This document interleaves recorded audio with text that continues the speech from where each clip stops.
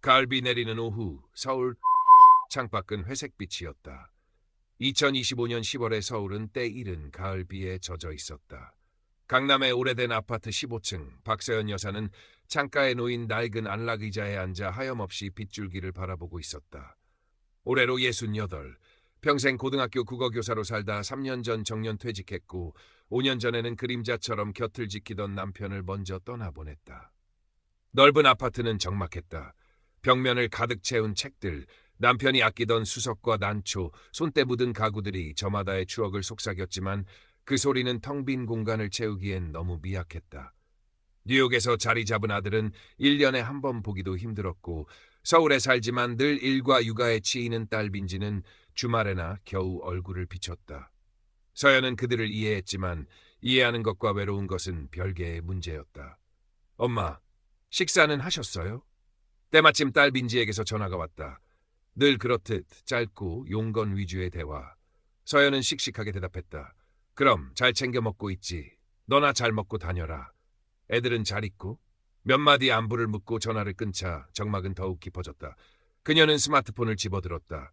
퇴직 후 세상과 단절되지 않으려 열심히 배운 기기였다. 뉴스도 보고 유튜브로 강의도 듣고 가끔은 친구들과 카카오톡으로 수다도 떨었다. 그러다 며칠 전 동창 모임에서 한 친구가 실버톡이라는 앱을 알려주었다. 비슷한 연배의 친구들을 사귈 수 있는 곳이라고. 외로움 타는 것보다 낫지 않겠냐고. 처음엔 망설였지만 텅 빈 집의 정적을 견디다 못한 서연은 결국 앱을 설치하고 말았다. 프로필 사진으로는 얼마 전 미술관에서 찍은 가장 환하게 웃고 있는 사진을 골랐다. 소개 글에는 책과 음악 그리고 따뜻한 대화를 좋아하는 사람입니다. 남은 여생 좋은 벗을 만나 함께 걸어가고 싶습니다라고 썼다. 조심스러웠지만 마음 한구석에는 작은 기대감이 싹텄다. 며칠 동안은 별다른 일이 없었다. 가벼운 인사나 광고성 메시지들 뿐이었다. 실망감이 밀려올 무렵 알림 하나가 울렸다. 다니엘 강이라는 이름이었다. 프로필 사진 속 남자는 50대 후반에서 60대 초반으로 보였고 뉴욕의 빌딩 숲을 배경으로 부드럽게 웃고 있었다. 재미교포 사업가라고 자신을 소개한 그는 짧은 메시지를 보내왔다. 박서연 선생님, 프로필 글이 참 인상 깊습니다. 혹시 릴케를 좋아하시는지요? 가을날의 마지막 구절이 떠오르는 오후입니다. 이제 혼자인 자는 오래오래 혼자일 것입니다. 하지만 우리는 혼자가 아닐 수도 있지 않을까요? 서연은 숨을 멈췄다.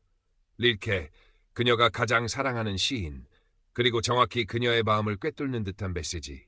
우연일까? 아니면 운명일까? 그녀의 마른 가슴에 가을비 속에서 피어나는 작은 들꽃처럼 설렘이 번지기 시작했다. 그녀는 조심스럽게 답장을 입력했다. 네, 릴케를 좋아합니다. 특히 가을날을요. 다니엘 강 선생님도 시를 좋아하시는군요. 그렇게 가을비 내리는 오후 서울의 낡은 아파트와 뉴욕의 화려한 빌딩 숲 사이 보이지 않는 대화의 강물이 흐르기 시작했다. 서연은 알지 못했다.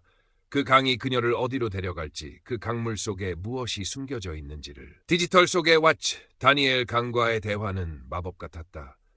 그는 박서연의 지적 갈증과 감성적 허기를 정확히 알고 있는 듯했다. 카카오톡 메시지는 하루에도 수십 번씩 오갔다. 아침에는 뉴욕 센트럴파크의 풍경 사진과 함께 굿모닝 인사를, 낮에는 사업 미팅 중에 잠시 짬을 내어 안부를 물었고 밤에는 하루 일과를 나누며 깊은 대화를 이어갔다. 그는 박서연이 좋아하는 작가들의 이름을 줄줄 꿰고 있었고 쇼팽과 드뷔시를 논했으며 때로는 직접 지었다는 감미로운 시 구절을 보내오기도 했다. 서연 씨의 목소리를 들으니 마치 뉴욕의 가을 하늘이 서울까지 닿은 듯합니다. 가끔 걸려오는 국제전화 속 그의 목소리는 나긋나긋하고 따뜻했다. 서연은 수십 년 만에 느껴보는 설렘에 밤잠을 설치기 일쑤였다. 그는 자신을 뉴욕에서 성공한 바이오 벤처 사업가라고 소개했다. 한국에서 태어나 어린 시절 부모님을 따라 이민을 갔고 자수성가하여 지금의 회사를 일궜다고 했다. 아내는 몇 년 전 암으로 세상을 떠났고 자녀들은 모두 출가하여 각자의 삶을 살고 있다고 했다. 그의 이야기 속에는 성공한 사업가의 자신감과 아내를 잃은 남자의 외로움이 공존했고 이는 남편을 잃고 홀로 남은 서연의 처지와 묘하게 겹쳐졌다. 서연 씨, 사실 저는 곧 한국으로 돌아갈 계획입니다. 뉴욕에서의 삶도 성공적이었지만 이제는 고국에서 새로운 삶을 시작하고 싶어요. 특히 서연 씨 같은 분과 함께라면 더할 나위 없겠죠. 그의 말은 서연의 마음에 불을 지폈다. 텅 빈 아파트가 더 이상 외롭게 느껴지지 않았다. 그의 메시지를 기다리는 시간은 달콤했고 그의 목소리를 듣는 순간은 황홀했다. 그녀는 그에게 마음을 열었고 자신의 속 깊은 이야기, 남편과의 추억, 자녀들에 대한 서운함, 그리고 은퇴 후의 공허함까지 모두 털어놓았다. 다니엘은 언제나 진지하게 들어주었고 따뜻하게 위로했다. 그는 서연에게 단순한 말벗을 넘어 영혼의 동반자처럼 느껴졌다. 주말 딸 민지가 손주들을 데리고 집에 들렀다. 서연은 평소와 달리 한껏 들떠 있었다. 새로 산 옷을 입고 얼굴에는 화사한 화장까지 했다. 엄마, 무슨 좋은 일 있으세요? 얼굴이 아주 화나시네. 민지가 웃으며 물었다. 서연은 망설이다가 조심스럽게 다니엘의 이야기를 꺼냈다. 사실 요즘 연락하는 분이 있단다. 아주 멋진 분이야. 뉴욕에서 사업하시는데 곧 한국 들어오신대. 민지의 얼굴에 순간 불안한 빛이 스쳤다. 온라인에서 만나셨어요? 엄마 요즘 세상 무서운데 잘 아는 분이세요? 그럼 우리만큼 깊은 대화를 나누는 사람도 없을걸. 내 엄마가 사람 보는 눈이 없겠니? 서연은 조금 발끈하며 대답했다. 그녀는 딸의 걱정이 자신을 믿지 못하는 것 같아 서운했다. 민지는 더 이상 묻지 않았지만 그녀의 눈에는 걱정이 가시지 않았다. 며칠 후 다니엘에게서 조금 다른 톤의 메시지가 왔다. 서연 씨, 제가 한국에서 추진 중인 바이오 신약 개발 프로젝트가 있는데 아주 전망이 밝습니다. 혹시 서연 씨도 관심 있으신가요? 이건 정말 극소수의 지인들에게만 드리는 특별한 기회입니다. 우리 미래를 위한 든든한 발판이 될 수 있을 거예요. 투자. 서연은 조금 망설였다.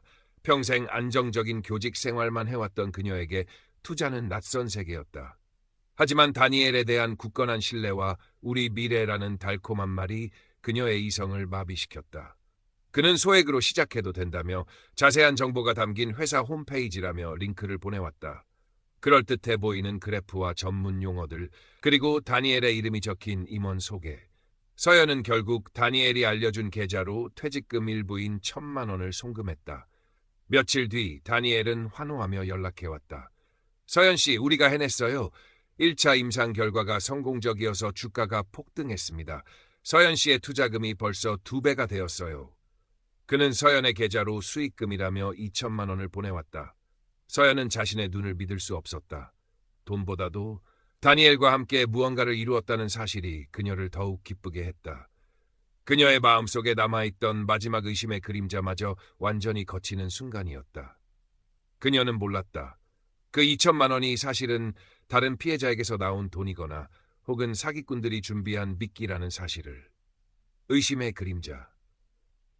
수익금이 입금된 후 박서연의 마음은 구름 위를 걷는 듯했다.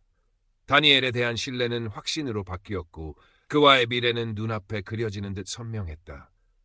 다니엘은 이 기세를 몰아 더 큰 성공을 거두어야 한다며 2차 투자를 제안했다.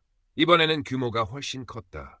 지금이 결정적인 시기입니다. 2차 임상만 성공하면 우리는 상상 이상의 부를 얻게 될 거예요. 서연 씨, 저를 믿고 한 번 더 결단해 주실 수 있나요? 서연은 망설이지 않았다. 그녀는 다니엘이 보내온 수익금 2,000만 원에 자신의 퇴직금 상당 부분을 더해 총 1억 원을 송금했다. 이제 그녀는 다니엘의 사업 파트너이자 미래의 동반자였다. 그녀는 매일 회사 홈페이지에 접속해 주가 변동을 확인했고 다니엘이 보내오는 장밋빛 전망에 가슴 설레었다. 한편 딸 민지는 어머니의 변화가 불안하기만 했다. 예전보다 훨씬 밝아지셨지만 어딘가 현실 감각이 흐려진 듯 보였다. 특히 투자 이야기는 그녀의 신경을 건드렸다. 엄마, 그 다니엘이라는 분 정말 믿을 만한 사람이에요? 얼굴 한번 본 적도 없는데 어떻게 그렇게 큰 돈을 보낼 수가 있어요? 주말 저녁 식사 자리에서 민지가 조심스럽게 말을 꺼냈다. 네가 뭘 안다고 그러니? 그분은 달라. 내 엄마가 평생 사람 가르친 사람인데 사람 하나 못 알아보겠니? 서연은 날카롭게 쏘아붙였다. 딸의 걱정이 자신의 판단력을 의심하는 것 같아 불쾌했다. 그래도 인터넷 찾아보니까 그런 식으로 접근해서 사기치는 경우가 많대요. 재미교포 사업가나 의사 사칭하는 거요. 회사 홈페이지라는 것도 쉽게 만들 수 있고요. 쓸데없는 소리 마라. 네가 뭘 안다고. 그분은 달라. 우린 영혼으로 통하는 사이야. 서연은 완강했다. 딸과의 대화는 결국 언쟁으로 번졌고 민지는 착잡한 마음으로 집을 나섰다. 민지는 그냥 넘어갈 수 없었다. 밤늦도록 인터넷을 뒤졌다. 어머니가 보여줬던 다니엘 강의 사진을 구글 이미지 검색에 넣어보았다. 놀랍게도 똑같은 사진이 브라질의 한 시니어 모델 에이전시 사이트에 올라와 있었다. 그의 이름은 다니엘 강이 아니라 마르코스 페레이라였다. 심장이 쿵 내려앉았다. 어머니가 보여줬던 회사 홈페이지도 다시 찾아보았다. 주소는 그럴듯했지만 회사 등록 정보나 연락처 등은 제대로 나와 있지 않았고 사이트 디자인도 어딘가 조잡했다. 다음 날 민지는 어머니에게 전화를 걸어 이 사실을 알렸다. 엄마, 그 사람 사기꾼이에요. 사진도 도용한 거고 회사도 유령 회사 같아요. 하지만 서연은 믿지 않았다.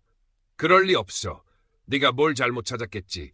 경쟁자들이 그분을 음해하려는 걸 거야. 다니엘 씨가 곧 설명해 줄 거야. 그녀는 오히려 딸에게 화를 내며 전화를 끊어버렸다.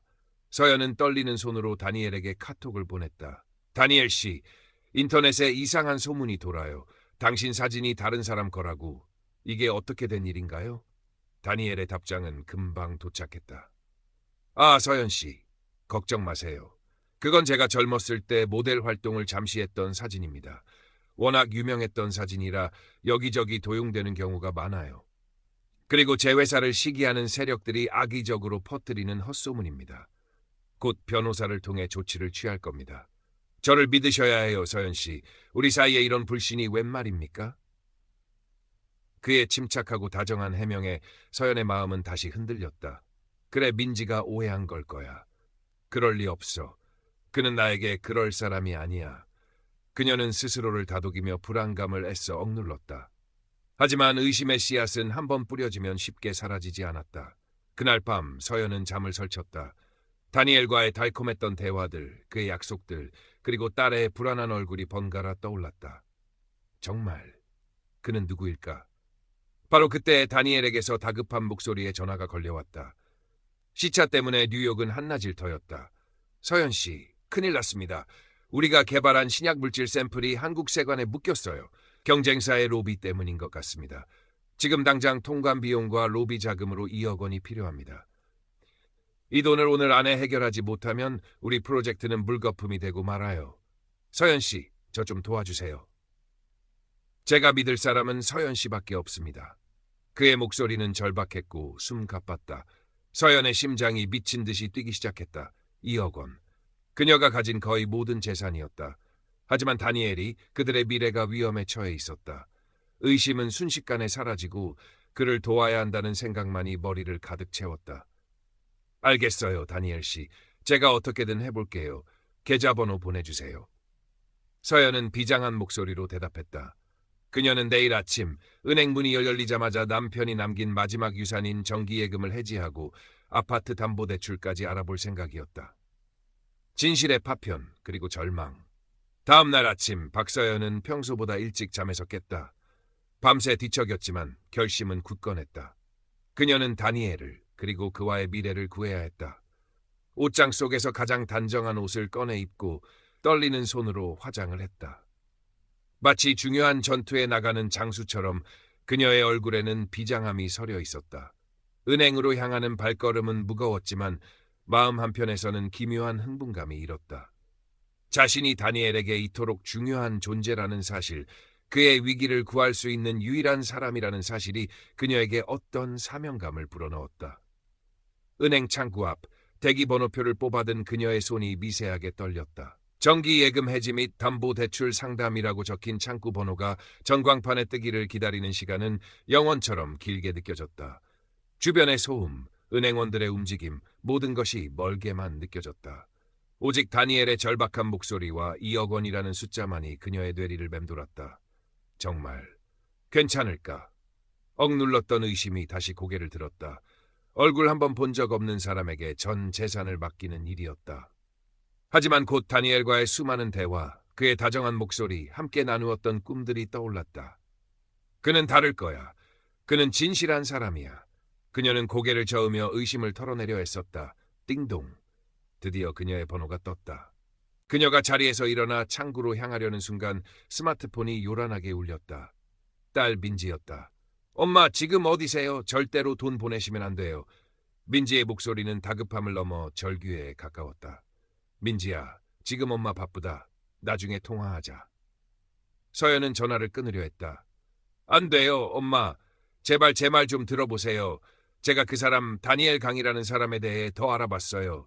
그 사람 바이오 회사라는 거 주소지에 가보니 그냥 허름한 사무실 임대 브로커 사무실이었어요.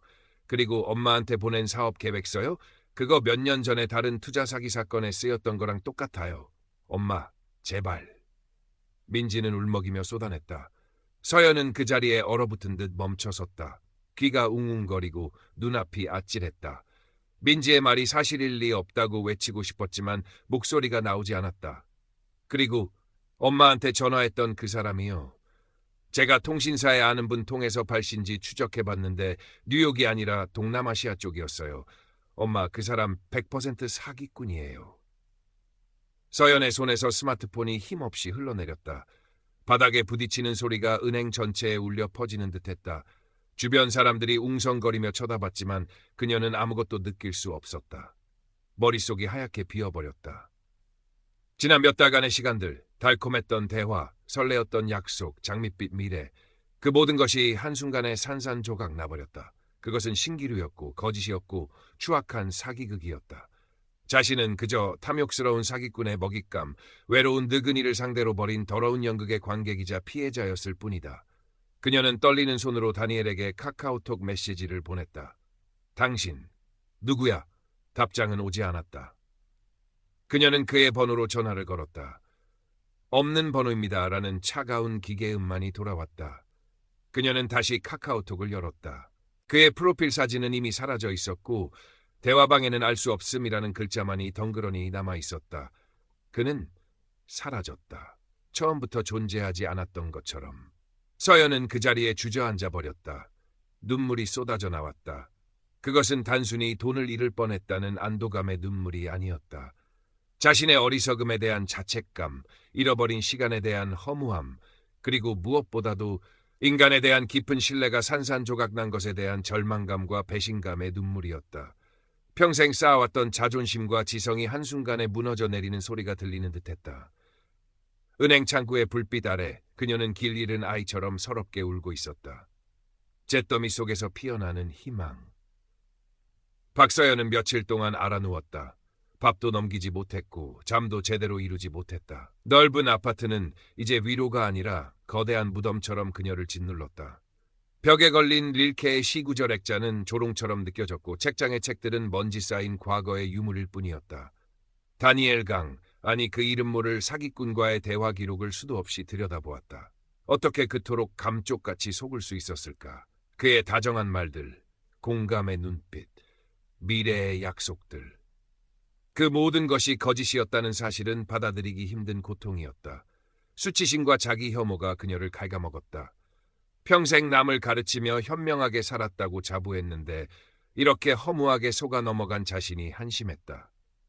딸 민지의 경고를 무시했던 것도 후회스러웠다. 그녀는 누구에게도 이 사실을 털어놓을 수 없었다. 세상의 비웃음과 동정을 감당할 자신이 없었다.